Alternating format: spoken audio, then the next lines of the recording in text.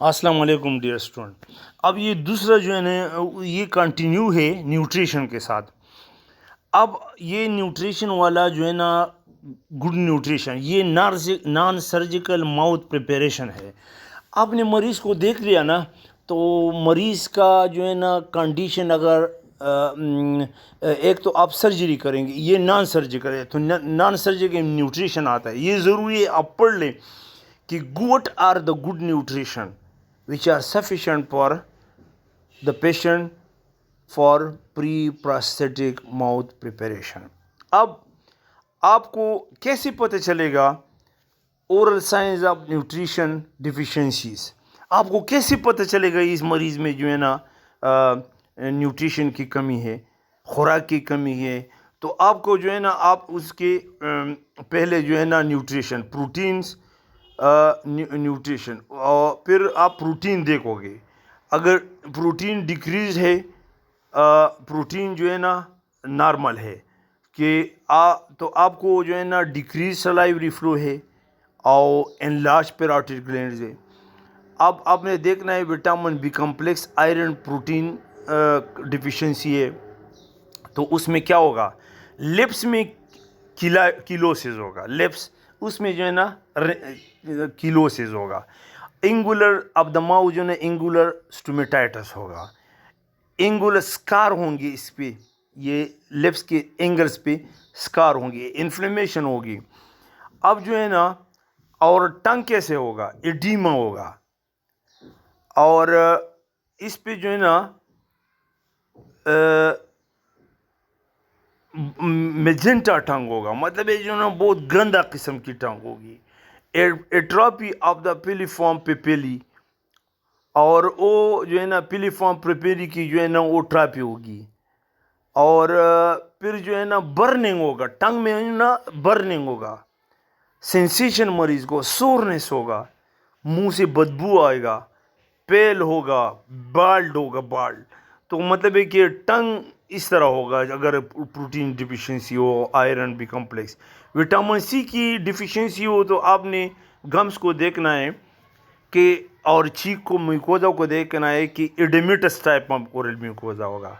फिर जंजायवा कैसा होगा? उसका जंजायवा ना टेंडर होगा, जब आप प्रोब से टच करेंगे तो टेंडर होगा, दर्द करेगा, सुर्ख होगा एंड स्पंजी होगा, सोलन किस्म होगा, और स्पॉन्टेनियस ब्लीडिंग होगी। जब अब उसको टच करेंगे गम्स को, जंजायवा को, तो उससे ब्लीडिंग होगी। तो ये विटामिन सी डिफिशिएंसी है। अब condition of the patient muscular, उसकी जो है ना पेशेंट की मस्कुलर कंडीशन कैसी होगी? Use of jaw exercise can permit relaxation of the muscles of mastication and strengthen their coordination. तो आप मसल एक्सरसाइज उनको एडवाइस करेंगे मरीज को, तो उससे मसल ऑफ मेस्टिकेशन मजबूत हो जाएंगे। और स्ट्रेच रिलैक्स रिलैक्स एक्सरसाइज होगा, open wide relax, move to the left, relax, move to the right, relax, move forward and relax, do it 4 times in each 4 session a day। तो ये मुख्तलिफ exercise है, जा एक्सरसाइज आप मरीज़ को जो है ना वो बता देंगे, तो उसकी न्यूरोमस्कुलर कंट्रोल जो है ना इंक्रीज हो जाएगी। सर्जिकल मेथड, अब वो तो नॉन सर्जिकल माउथ प्रिपरेशन है, ये सर्जिकल है, pre prosthetic surgical mouth preparation. तो ये इसमें आपने देखना है कि ये कौन सी procedure, surgical procedure desire to facilitate fabrication और to improve prognosis of the prosthodontic care. तो ये प्री प्रोस्थेटिक माउथ प्रिपरेशन हम क्या करते हैं? डिज़ाइन टू फैसिलिटेट फैब्रिकेशन, ताकि हम डेंचर बनाना बहुत इन्हें प्रॉपर बना दे, बस सिंपली स्पीकिंग। और इसकी classification related to the development of retentive denture, इससे डेंचर रिटेंटिव होगा। Related to the provision of stable denture, denture stable होगा। Those which will allow the establishment of correct vertical dimension और proper vertical height of the face भी होगा। तो ये आप pre prosthetic जो है ना सर्जिकल माउथ प्रिपरेशन है।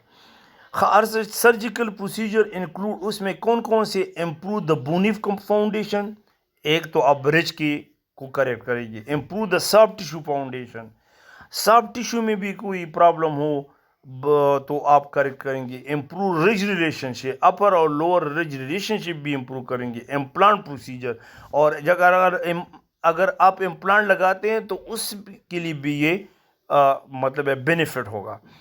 Procedure to improve the bony foundation, अब बोन की जो हाइट है, बोनी फाउंडेशन, उसके लिए कौन सी प्रोसीजर आप करेंगे। अनएरप्टेड टीथ है और रिटेन रूट्स, उसको रिमूव करो। रिमूवल सिस्ट और ट्यूमर, ये भी रिमूव करो। रिमूवल ऑफ alveolar प्रोसेस, अगर बड़ा हो उसको रिमूव करो।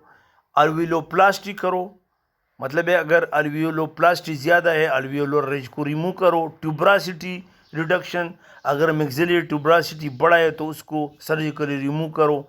शार्प एंड इरेगुलर रिजेस है, शार्प है, नाइफ एज शार्प है, वो डेंचर सही फिट नहीं होता तो उसको भी सर्जिकली रिमूव करो।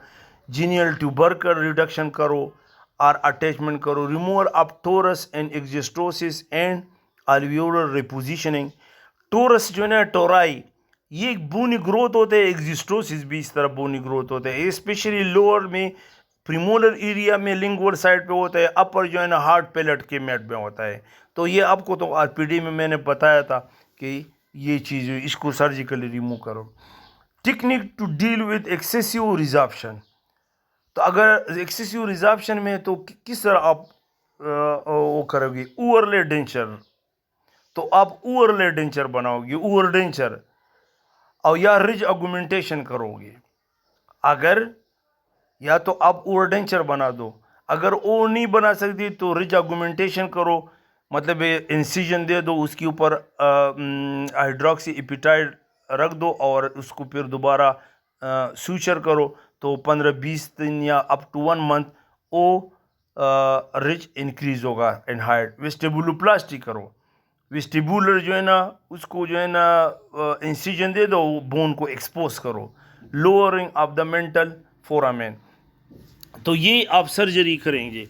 अब जो है ना टोरस मैंडिबुलरीज, टोरस मैंडिबुलरीज, तो ये क्या करता है, अगर टोराई हो मैंडिबल में तो वो क्या करेगा, prevent proper extension of the denture base, तो फिर आप उसमें प्रॉपर डेंचर बेस एक्सटेंड नहीं कर सकते क्योंकि वहाँ पे स्वेलिंग है। Border seal can not be made, तो रिटेंशन नहीं होगा, बॉर्डर सील नहीं होगा, रिटेंशन नहीं होगा। Soreness can occur due to thin tissue, क्योंकि फिर सोरनेस हो जाएगा अगर टोरस है। Fracture of the denture base, और डेंचर बेस फ्रैक्चर होगा अगर टोरस मैंडिबुलरीज हो।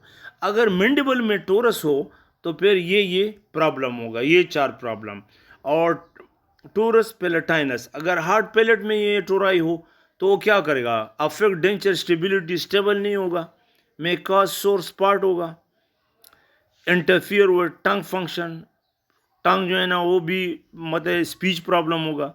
Affect post Deming, post Deming जो है ना, पोस्ट डेमिंग जब posterior part of the denture उसको पोस्ट डेम कहते हैं, तो वो फिर अफेक्ट होगा। में फ्रैक्चर डेंचर, और ये डेंचर को भी फ्रैक्चर कर सकता है। And indication of removal of torus, तो अब ये टोरस को सर्जिकली रिमूव करेंगे तो उसकी इंडिकेशन कौन कौन सी इंडिकेशन है। Extremely large torus that prevents the formation of an adequately extended and stable denture, number 1. Number 2, traps food debris due to undercuts causing chronic inflammatory condition, तो इस वजह से। Number 3, torus that extend past the junction of the hard and soft palate prevents formation of the posterior palatal seal, मतलब अपर में तो posterior palatal seal नहीं हो सकता, तो इसलिए आपने इसको रिमूव करना है। और patient concern that is cancerophobia, patient कहते हैं कि मुझे कैंसर है, तो वो भी रिमूव करो। अब बूनी एक्जिस्टोसिस, ये देखो बूनी एक्जिस्टोसिस, इसको रिमूव करना है। जीनियल ट्यूबरकल, ये शेप देखो, great creates discomfort causing displacement, denture displace करता है, तो इसको रिमूव करो। प्रेशर एंड मेंटल फोरामेन, मतलब ये कभी जो है ना present in extreme mandibular resorption causing pen.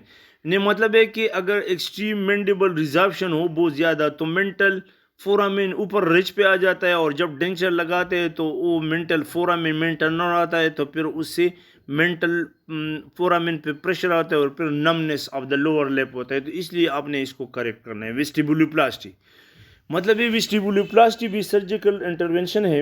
Increase the vertical extension of the denture flanges, इससे डेंचर के फ्लैंजेस जो है ना वो सही हो जाती है। Reposition muscle attachment from crest of the rich, wrist rich की जो क्रेस्ट है टॉप है तो उसमें जो है ना उसको मसल रिपोजिशन करता है। Ridge argumentation increase bulk of the rich. Ridge argumentation क्या है? ये रिच की जो साइज है विड्थ है लेंथ इसको इंक्रीज करता है।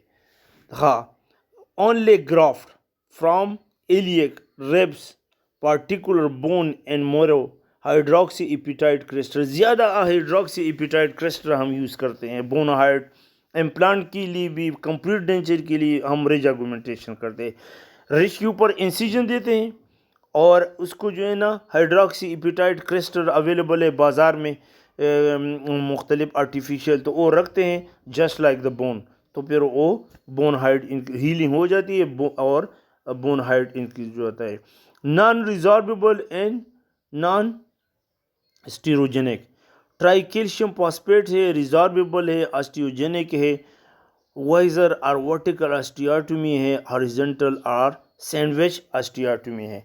तो ये मुख्तलिफ प्रोसीजर है रिज आर्गुमेंटेशन, राज याद रखो। अच्छा, hydroxyapatite ridge augmentation procedure to improve soft tissue foundation. अब सॉफ्ट टिश्यू है, रिच के ऊपर सॉफ्ट टिश्यू है, म्यूकोजा है, उसको आप कैसे करेक्ट करोगे? लार्ज है, फ्लेबी है, एक्सीजन और sclerosing hyper mobile tissue, hyper mobile है तो उसको आप सर्जिकली रिमूव करो।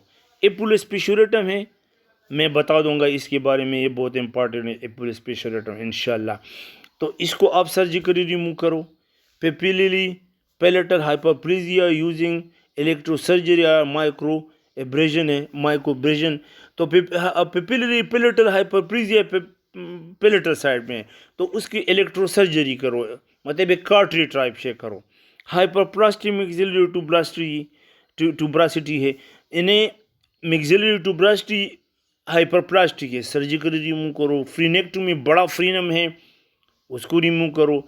बिनाइन सॉफ्ट टिश्यू लीजन है सच एस पेपिलोमा है, म्यूकोसील है, फाइब्रोमा है, इसको सर्जिकली रिमूव करो।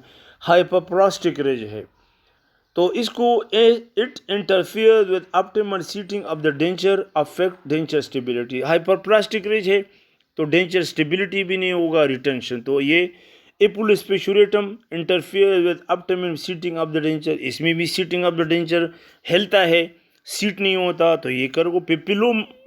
पेपिलोमोटोसिस तो हार्बर्स है, माइक्रो ऑर्गेनिजम्स है, रिमूवल यूजिंग इलेक्ट्रो सर्जरी और माइक्रो एब्रेजन, मतलब है जो इलेक्ट्रो सर्जरी है वो करो, जो रेस से सर्जरी टिश्यू जो है ना वो बर्न आउट हो जाते हैं, या कॉटरी करो, सिंपल इलेक्ट्रो कॉटरी करो। Frenal attachment close to the ridge crest, अगर रिच क्रेस्ट के साथ फ्रीनल अटैचमेंट हो तो difficult to obtain ideal extension affect प्रेपरेसी। ये अगर frenal attachment close to the ridge होगा तो फिर क्या होगा? आइडियल एक्सटेंशन नहीं होगा, फ्लैंजेस एक्सटेंशन प्रॉपर एक्सटेंशन नहीं होगी और पेरिप्रोसील नहीं होगा प्रॉपर, तो रिटेंशन नहीं होगी, इसलिए आपने इसको सर्जिकली करेक्ट करना है। फिंडुलस फाइब्रस मैक्सिलरी ट्यूब्रासिटी, अगर मैक्सिलरी ट्यूब्रासिटी पेंडुलस है, नीचे हैंगिंग है, तो इनकोर्चमेंट और obliteration of the inter space, तो इंटर स्पेस कम होगा, आप मोलर टीथ नहीं लगा सकती, इसको सर्जिकली करेक्ट करो। Procedure to improve ridge relationship, अब ये इंपॉर्टेंट है, इस किस तरह रिच रिलेशनशिप अपर लोअर कैसे करोगे? मैक्सिलरी एडवांसमेंट प्रोसीजर ये करो, मैक्सिलरी रिट्रूजन प्रोसीजर ये करो, मैंडिबुलर एडवांसमेंट प्रोसीजर करो, मैंडिबुलर रिट्रूजन प्रोसीजर करो। ये सर्जिकल प्रोसीजर है, सर्जिकली आप इसको करेक्ट करेंगे। ये आप इतना याद रखिए कि मैक्सिलरी एडवांसमेंट और मैंडिबुलर एडवांसमेंट। तो डिस्क्रिपेंसी इन द जा साइज, जा की साइज में कोई प्रॉब्लम हो तो फिर आपने करेक्ट करना है। Places considerable stress in unfavourable leverage on the basal seat. तो ये क्या करता है, बेसल शीट यानी अल्वियोलर रिज पे अनफेवरेबल फोर्सेस आते हैं और डेंचर डिस्प्लेस होता है, तो इसलिए आपने करेक्ट करना है। अच्छा, अब अगर ये सारा प्रॉब्लम है, रिज नहीं है, डेंटल इम्प्लांट फिर आप लगा दो और उसकी इम्प्लांट सपोर्टेड कंप्लीट डेंचर लगा दो। ठीक है स्टूडेंट्स, दिस इज, मैंने आपको बार बार बताया है कि कंप्लीट डेंचर बहुत लेंथी कोर्स है। मैं फिर इसको सारा चीज़ वन बाय वन आपसे पूछूंगा, आपको पहले बताऊंगा, फिर आपसे एमसीक्यू। तो इंशाल्लाह don't worry, take it easy. आप सिर्फ ये याद रखो, इंशाल्लाह ताला जब कॉलेज खुल जाएगा, एक महीने में क्या एक हफ्ते में सारा कोर्स आपको रिपीट करूंगा और आप ज़बरदस्त इंशाल्लाह ताला अंडरस्टैंड करेंगे। ओके, खुदा हाफिज़।